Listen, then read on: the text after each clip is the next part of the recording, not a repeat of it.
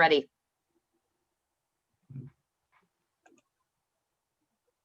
Hi, everyone. I am LaurieAnn. I am that gal from Milton, Ontario, Canada, and I am with. I am that guy. I am Roy Miller from Dallas, Texas. We'd like to welcome you to our Lift Your Story podcast. So on this episode, we're pleased to have Dr. Sheila Sapp, and she also goes as Sheila Cares, and we're going to talk more about her caring nature. And thank you for being here, Sheila. Thank you. I am really delighted to be on your podcast, List Your Story. And I have several stories, so I'm going to start off with the story that got me started. And I have to go back to when I was young, growing up in the elementary school that I attended. I was the only African-American girl in my class. And I remember in first grade that I was very quiet and shy because I was pretty much out of my comfort zone. My mother enrolled me in a school that was not our neighborhood school. So first grade goes by in a flash, but I can tell you I enjoyed school. I always loved learning. And in second grade, again, I was the only girl in the class. And recess time was a time that was not comfortable for me. And it wasn't because no one played with me. And in class, I would always get questions about the color of my skin, my hair, why were my lips thick? And I know now, as I look back as an adult, that they were curious. But at that time, it made me not like myself. And one day when I was leaning up against the fence, one of the students in my class named Karen came up to me and asked me to play. And we became friends. And she never asked anything about my color, my hair, or about my lips. I got the opportunity to go over to her house, and she was so kind. And so I learned early that there are some people who would like to be your friend, regardless of what you look like on the outside. So, and I did lose her to a tragic accident when we were in third grade. It took me a long time to get over it, but it was because of that experience with her that I wanted to talk about being kind, liking people for who they are and encouraging people. So I became a teacher.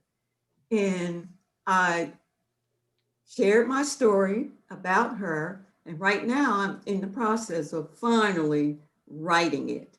But not realizing I became a principal, although I didn't set out to become a principal. And I found that I really enjoyed it.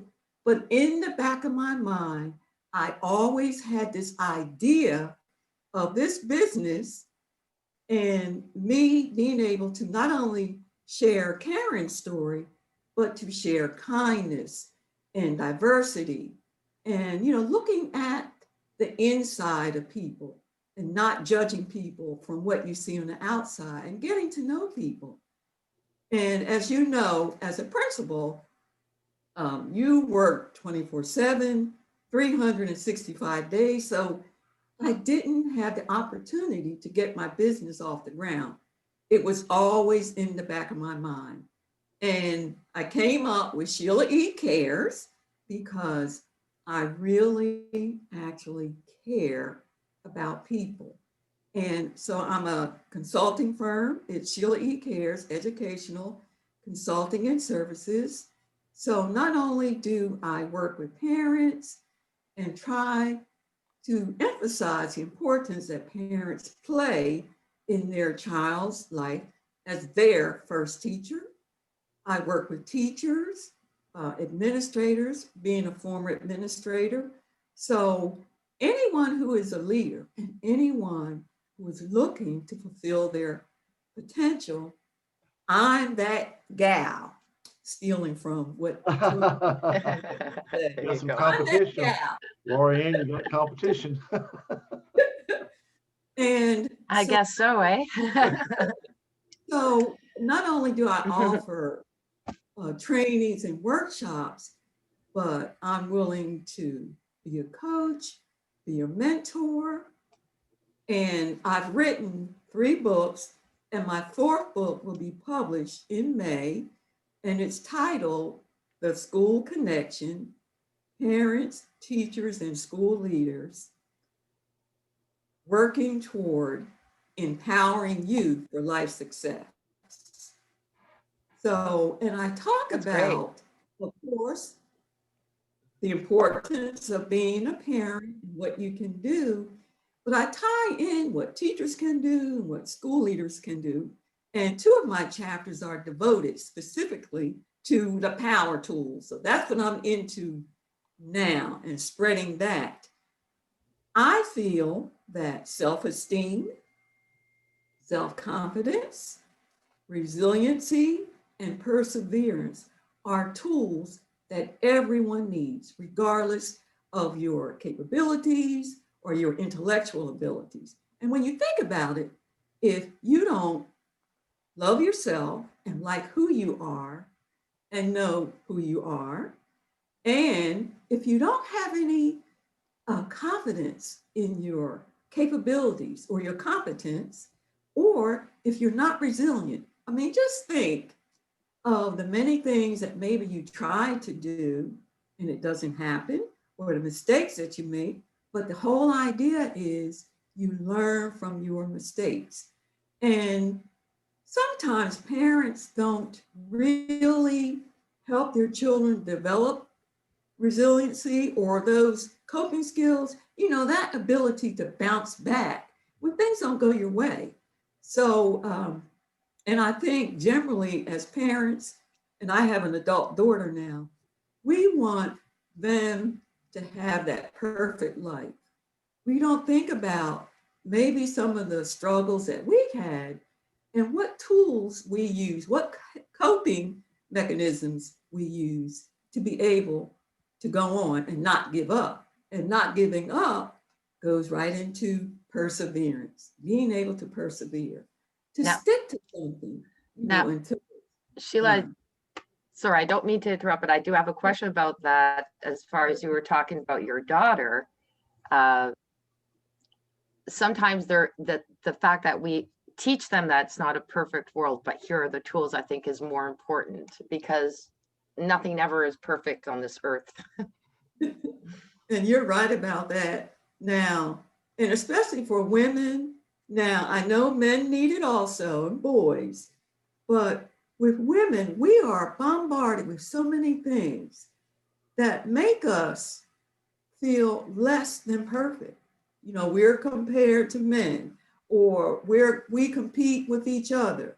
We had the movie stars and the magazines, and we're always trying to get that perfect hairdo, that perfect figure. So, and I just think as a woman and girls, it's so important. Now just think, that guy who you thought was the one, you get kicked to the curb, or then for the boy who thinks this girl is the one. And rather than give up or think about harming yourself, if you know who you are and you have confidence in yourself, and you have developed some coping skills, then hey, there's somebody else along the way, around the corner, that person is not the only person that you may care for. And working in elementary school, sometimes children can be very cruel and say, oh, you're ugly, or you're not smart, or you're dumb, you're fat, or you're too short. So that's one of the things, you wouldn't believe the number of arguments that I had to resolve. But, and that's one I of actually would. Children can be very cruel when Yeah. they're younger. Yes. And there's a lot of them. And that's one of the tools that you were talking about, I think is important, is to increase the awareness that in your child, is that does happen, and not to take it personally. Quite often, the children who are doing that themselves have insecurities, and they're lashing out their own insecurities on the weaker ones, on the quieter ones, on, so what do you think, Roy? You've been pretty quiet there. Well, I was going to ask Sheila, I was going to go back to Karen because she came up to you, she became your friend, she treated you good. And my question is, when you went to her house, okay, were you treated equally the same there? Oh, yes, Roy. Her mother, I mean, you could see Karen and her mother. They were a Polish American family, and she was very kind. And whenever I saw her, because I told you that the school that I attended was not in my neighborhood, but when I had to go through that neighborhood, even when school was out, and I would see her mother, she would always say, "Hi, Sheila," and speak to me. I mean, I just got such a warm feeling whenever I was around them. So yes, I was treated the same way. Well, the reason I brought that up is because, my opinion is a lot of our problems today are because of the lack of the family unit, whether it's single mothers, whatever. It's just, you're not being taught, you're not having dinner with your family. You're not talking about what happened today. How did it go? You know what, does that make sense? Yes, it does. And so it sounds like Sheila, Karen and her Karen. family were that family unit, that cohesive, nurturing group. And then you could see that through Karen. Yes, yes, I could. And the other thing that I want to mention to you is communication is so important. And I know in our family, I'm the oldest of six. Dinner time, we sat around the table, and after we ate, because you couldn't do all that talking while you were eating. And then that's the time that we would talk about what happened in school. My mother would ask questions, and during breakfast, we would even like challenge each other with new words that we saw on the cereal box, like who could pronounce it. So yes, that's very important. Learning from your parents, and I know my mother her parents were very religious, and she was a big believer in reaching out and helping others. She would invite people who were homeless. If she saw them on the street, if it was during the summer, she would offer them water. She would use them sometimes to help clean up our backyard. And they would do it for, a hot meal. Yeah. And she taught us to be very respectful, regardless of whether someone was a drunk. It didn't matter.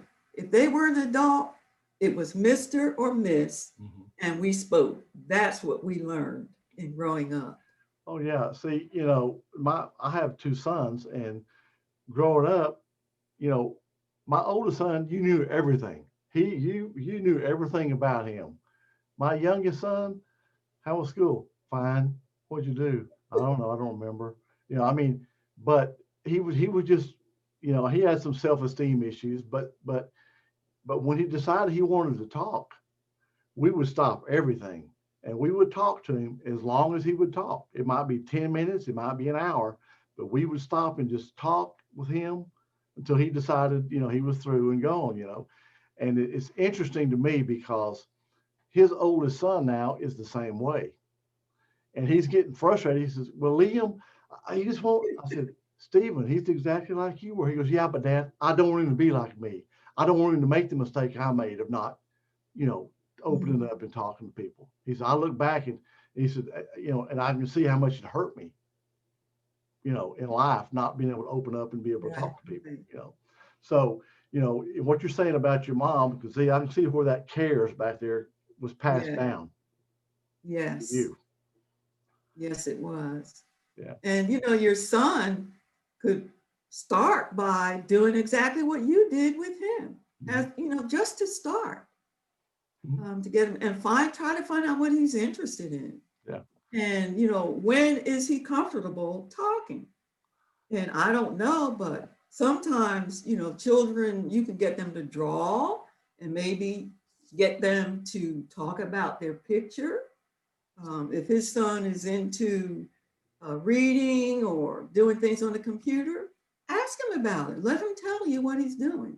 And that, I mean, that's a start. Yeah. Yeah. Well, he's slowly coming around, but you know, he's Yeah. 10 or 11. Okay. But anyway, he's starting to come around. But you know, I told my son, I said, you know, you just have to work with him. He's got to feel comfortable. You've got to get that comfort level where he is okay sharing with you, knowing you're not going to judge him, you're not going to criticize him, you know. And you know, and my oldest son last year sent me a letter or gave me a letter for Father's Day. He wrote, you know, and he told me, he says, Dad, the one thing that I always valued about you is I could tell you anything and you never judged. Wow. And I was blown back. I was blown away by that. I never even thought about it, you know. And that's the one thing you never judged. I could tell you anything and you would never judge me. You know, I thought, wow. That is wonderful. Because you know, Roy, I don't think as parents we realize that not only are we the role model, but we're living and walking billboards. Children spend their time watching us, listening to us, and so they pick up a lot of things from us, our values, our beliefs, um, even about the way we learn and our self-talk. You know, sometimes if you're calling yourself stupid or that was a dumb idea, and how could I have done that? Then that's negative talk. And then you find that they start doing the same thing about themselves. Yes, exactly. If LaurieAnn was on, she would chime in on that one because she kind of struggles. She has to catch herself saying, "Oh no, I'm not," you know, but it's just something you do, and it's a kind of a reflex, really, unless you really consciously think about it. Right. And so it must be intentional. You really have to think about it. Mhm. And you know what, Roy? If you, and I'm not saying it's you, but if you're a parent who finds out that you're like that, have your child help you and say, look, you know, have a sit down family meeting and say, I need your help. You know, I don't say good things about myself sometimes, and I don't want you to be that way. So here's how you can help me. If you hear me saying something that's negative about myself, I want you to bring it to my attention because I am really trying. So I really think it can be a family affair. You can monitor and mentor each other. So that's really important. And one of the things that one of the activities that I have in my fourth book, which I'm waiting to come out, is, and I just simply made these. One is I can, and one is I am. And it's all about self-esteem and building self-confidence and helping you feel good about yourself. And so you talk with your child and you have them write down, you know, you can use a popsicle stick or a straw, like I can sing. So they write down the things that they can do. Here's one, I can ride my bike. All right, on the I am cup, you can use a can. I am smart. I am kind. And I just want you to think about the fact that this is going to help them not only know more and learn more about themselves, but, and as I said, we are the role model. These can lead to goals. Let's say you can say, okay, your I am cup is full. or your I can cup is where I have it backwards here. I can, I am. But you get what I'm saying. Then they can try new things. All right, so I can ride my bike.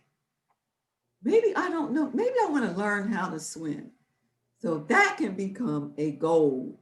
Then you sit down and talk about, okay, what can you do or how can you reach that goal? So it is so important that children learn how to set goals. And if when you think about it, as they accomplish those goals, they become more confident. They learn perseverance because learning how to swim, you're gonna have to persevere. And if you don't get it the first, second, or third time, then what are you gonna do to help yourself bounce back if you get to the point that you feel like you wanna give up? So, so you can just imagine the self-esteem that a child will have with just simply doing something like this as an activity. You know, it's interesting because I've got 4 grandsons, and 2 of them are, if they, like, say, let's say we'll use soccer. They go out on the soccer field and they're doing practice, and and some of the teams can just kick this ball 100 miles. You know, they kick it, 20 feet, and they get frustrated because, well, I can't kick it as far as Bob can, And so, okay, well, they've been doing it longer than you have. They practice, they're taller, they're stronger, you just have to work at it. You have to work at it, But it's like they do it one time. If they're not as good as everybody else, they want to quit. They want to just, step back. And so, I know that's a struggle for my sons, trying to say, hey, that's okay. Don't worry about it. Just do the best you can. Do the best you can. Work as hard as you can, and you'll get there, But I like those ideas there with the cups. That is great. That's so neat because you go Real simple. Yeah, because you say, well, I can't. Well, come here, come over here. But look at all these things you can do. Right. Yes, Here. Roy. But see, right over here, this you want to do that, right? So that's a goal. So we'll put that over here. Right. And You need can have to a work goal at it. cup.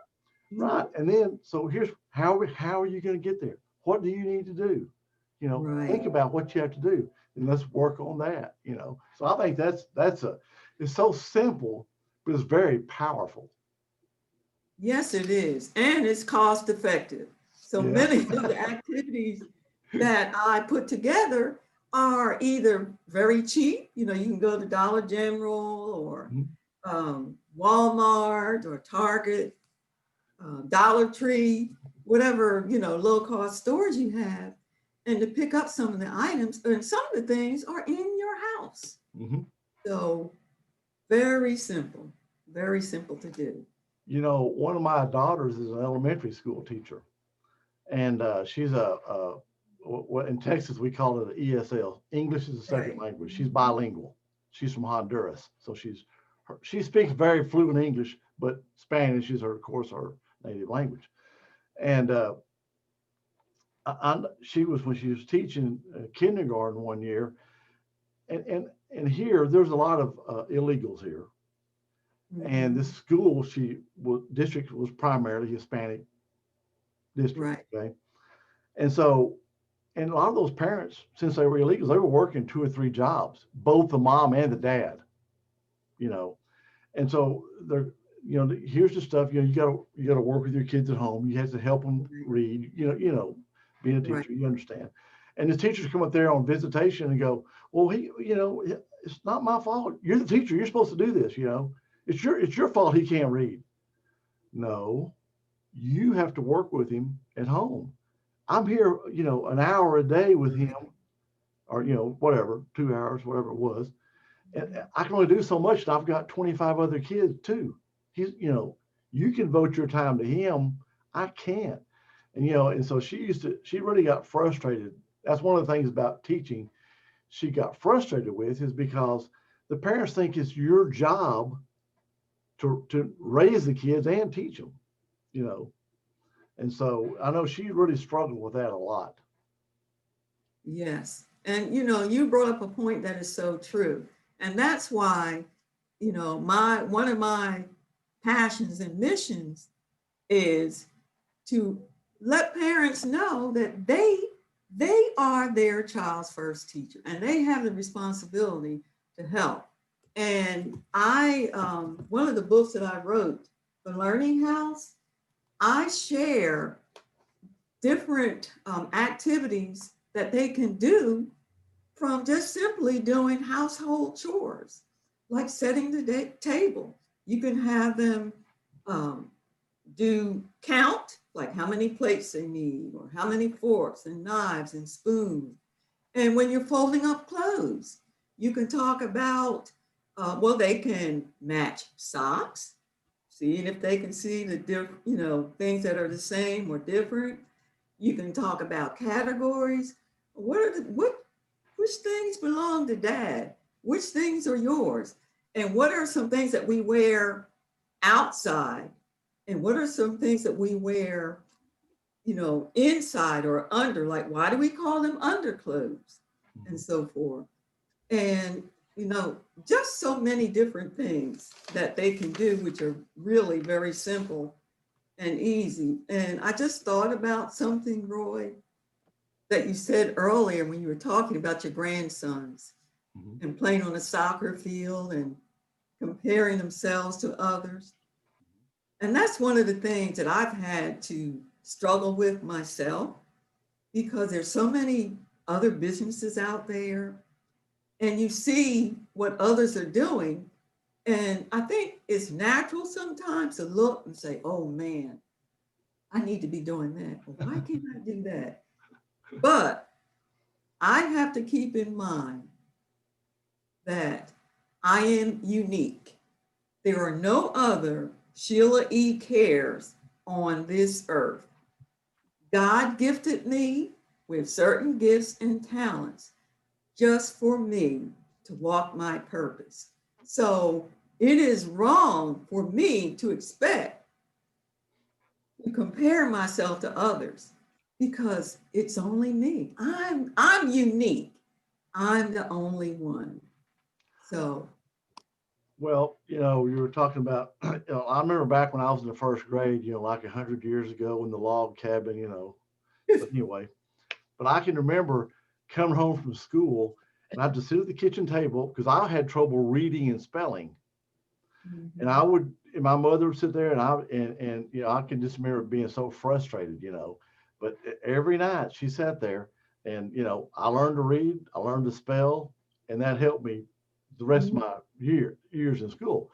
But, it was a struggle. And I can remember, my frustration and more my mother's frustration trying to help me, Right. But she, I persevered because I didn't really have any choice. But anyway, but she hung in there with me, and that made all the difference. And it's funny, when you said that, I remember when we had to learn, I don't quite remember which grade, but to learn our times table. And the teacher would say, she would introduce the 5 times tables, for example. And she said, I'm going to quiz you tomorrow, and I expect all of you to pass. Well, you went home and you did everything you could to memorize it. Your mother helped you, your siblings helped you, and there was no thought of, well, I can't do this. No, you were given the task and you did everything to do it. And I know times are a little different now, but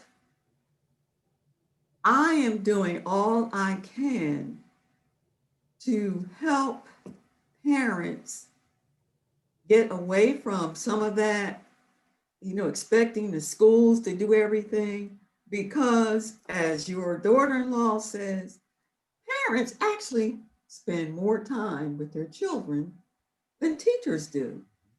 And we don't know every parent's values. We don't know all their beliefs, and we don't know all of their principles. So why not have that come from the parent than me as the teacher or the principal? Well, now back in the day, you didn't have email. You didn't have all this stuff. So, you know, the only time that, you know, you see the parents is at what do you call it? Meet the teacher night. Right. And that's the first of the year. Unless you have some like holiday events or whatever. And even there, the teacher doesn't really get to interact with the parents, you know, Right. hi, how you doing, maybe. You know, now then, you know, they're doing, you know, Zoom calls and stuff for school in some schools. But like my daughter-in-law says, you know, she tells them, you know, okay, here's my hours. But she says she gets emails 24 hours a day. You know, people texting her all during the night. You know, it's just nonstop. You know, there's just so much I can do. Right. You know, you know, she tries to be accommodating, but there again, it's a 24-hour, like you said, 24, 365, right? Right. So, and really, it should be a partnership between the home and the school, the parent and the teacher. And if there's a solid partnership, then there's no way that a child would fail if you're actually working together. And that's the way it should be. And parents have as much to contribute during the parent-teacher conference as the teacher, because, as you said, they know their child. And everything that he or she has learned, they taught them from birth until they enter school. You're right. Well, you know, I can tell you're very passionate about what you do. Yes, Roy, I am. I mean, you care. That's great because you really do care. You know, and you know, I know you've got to be making a huge difference in a lot of kids' lives. Yes. And I'm still working on that. Even though I'm retired, I'm still at it. Your passion doesn't retire. You're right about that. It doesn't. Were you going to say something, LaurieAnn? Yeah, I was just going to say, do we have a way for people to reach out to Sheila? Because we're at the top of the hour now, and we really want to make sure that people know how to reach out to you, Sheila. Right. My website is www.Sheila, SHEILA, cares, CARES.com. And that's my website. I'm working on reviving it or revising it, but they can reach me there. And my email address is SheilaSapp15@gmail.com. Yeah. And that's SAPP, SAP. Yes, SAPP. Yeah. Yeah. So are your books on Amazon? Yes, they are. Okay. Good. Okay. So they can find you on Amazon. They can find me on Amazon. They can find me on Facebook. Just put in Sheila Sapp or Sheila E Cares Educational Consulting and Services, LLC, as I say. Great. You know, on Instagram, Sheila Sapp. Okay. So you're all on the social media. Great. Well, Sheila, it's been a pleasure having you and meeting you. Really impressed with what you do. Thank you. And it's been a joy being with you and LaurieAnn on Lift Your Story. All right. Well, thank you very much. LaurieAnn, do you have anything else to add? Thank you. Thank you so much. Okay. No, I think this was great so much. Okay. Well, thank you, Sheila, for coming on. Appreciate it. All right. Bye. Bye-bye.